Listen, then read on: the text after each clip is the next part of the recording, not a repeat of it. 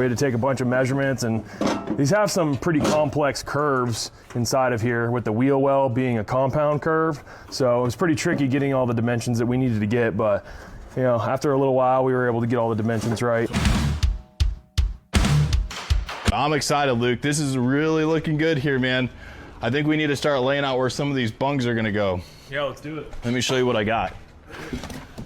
So all this is gonna be big dog fittings, right? We got all the Frigola and ICT billet stuff. I bought the good stuff. All you gotta do is cut a hole and weld that sucker in, brother.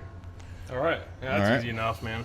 And then we got obviously the AN bungs that we need to do for the feed and the return for each one of these tanks. So. And where'd those go? Those go over here? Yeah, so we're gonna need to lay this out kind of like once we get these mounted, I think. Okay. But I'm thinking definitely, so the water pump's gonna be sitting here. Okay. And so that's gonna come off, it'll go directly here. So the Dash 21 will probably sit here. Sure. And then it'll feed down into the Davis Craig underneath. And then it needs to go through the radiator. So, you know, we got some figuring out to do. And then we're gonna have to weld these bungs on. These are gonna go on here. Where these knobs are at, we'll pull this out and we'll weld those onto there. Like we'll cut this off. Okay. And then stick these ones on there.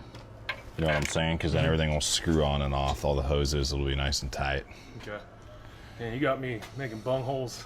A ton of bung holes today. I heard you're the bung hole king. I'm the bung hole master.